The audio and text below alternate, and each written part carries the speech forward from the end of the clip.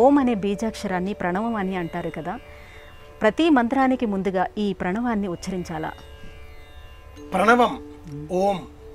నిజానికి ఓం అనే అక్షరాన్ని మనం రాసేటటువంటి పద్ధతి ఏదైతే ఉందో ఇది ఏ భాషలో కూడా లేదు. ఆ ఉ మా అనే 3 ధ్వనుల సంపుటి ఓం అనేటటువంటి ఆ మహామంత్ర స్వరూపం ప్రణవము అని మనం ఈ ధ్వనిని గుర్తిస్తున్నాం. ఆదౌ ప్రణవముచ్చార్య వ్యాహృతి ప్రణవంతతః బీజం మంత్రం సముచ్చార్య మంత్రాంతే బీజముచ్చరేత్ అని ఒక సూత్రం మనకు ఋషి పరంపర తెలియజేస్తున్నది. ఆదౌ ప్రణవముచ్చార్య, ముందుగా ఓం అని చెప్పాలి. నామాన్ని మనం ఉచ్చరించేటటువంటి సమయంలో ఓం రామాయ నమః, ఓం రామభద్రాయ నమః, ఓం రాజీవలోచనాయ నమః, ఓం శ్రీమతే నమః, ఇలా నామానికంటే ముందు ప్రణవాన్ని ఉచ్చరిస్తే ఆ నామము ఈ ప్రణవంతో చేరడంతో మహామంత్రంగా మారుతుంది.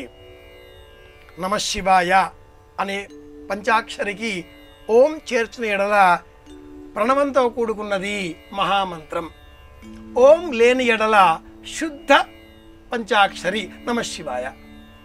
ఈ క్రమంలో ఏ మంత్రమైనా ఓం అనే అక్షరం చేరడంతో అది మహామంత్రమై సమస్త లౌకిక ధర్మాలను పరిపూర్ణం చేస్తుంది. అయితే సర్వసంగ పరిత్యాగులు, పీఠాధిపతులు, మతాధికారులు, ధర్మ ప్రవర్తకులు కేవలం ఓం అనేటటువంటి ప్రణవాన్ని మాత్రమే ఉచ్చరిస్తారు. ఆ తదుపరి వారు ఏ మంత్రాన్ని స్వీకరించరు. ఓం గణపతయే నమః, ఓం శ్రీమాత్రే నమః, ఓం రామాయ నమః, ఓం నమః శివాయ, ఓం నమో నారాయణాయ, ఇవన్నీ లౌకికంగా, సాంసారికంగా, భౌతికంగా అవి కావాలి ఇవి కావాలి అనేటటువంటి సంకల్పాలతో, కామ్యక కోరికలతో ఉండేటటువంటి మనము, నిత్య నైమిత్తిక కామ్యకాది కర్మలు చేసేటటువంటి మనము ఓం అనే బీజాక్షరంతో మంత్రాన్ని చెబుతూ ఉంటాం ప్రణవంతో. పీఠాధిపతులకు, మతాధికారులకు లోకంతో సంబంధం లేదు. అలౌకిక జీవన విధానంలో సర్వసంగ పరిత్యాగులుగా ఉన్న కారణం చేత ఓం అనే ఆ మూల మంత్రాన్ని, బీజాక్షరాన్ని మాత్రమే, శుద్ధ ప్రణవాన్ని మాత్రమే ఉచ్చరిస్తారు.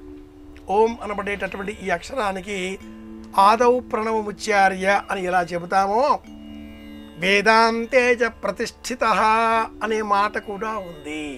వేదాంతం చివర కూడా ఓం అనే ధ్వనే ఉంటుంది. అలాగే వేదారంభంలో కూడా ఓం అనే శబ్దమే ఉంటుంది.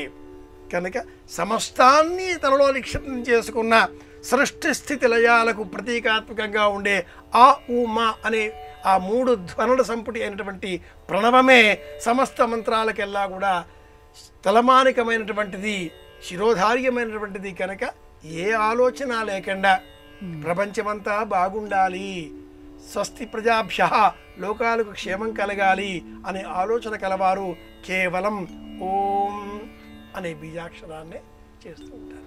ఇంటికి పైన ప్రధాన ద్వారానికి పై భాగంలో ఓం అనేటటువంటి బీజాక్షరాన్ని వ్రాసి పెట్టుకున్నట్లయితే ఆ ఇంటిలో ఉండేటటువంటి వారికి శాంతి చేకూరుతుంది. పరిగెత్తే స్వభావం, ఇవి కావాలి అవి కావాలి అనేటటువంటి లాలస, జిజ్ఞాసలు ఉండవు అని కూడా పెద్దలు చెప్తూ ఉంటారు. ఇంత అర్థం ఓం అనే అక్షరానికి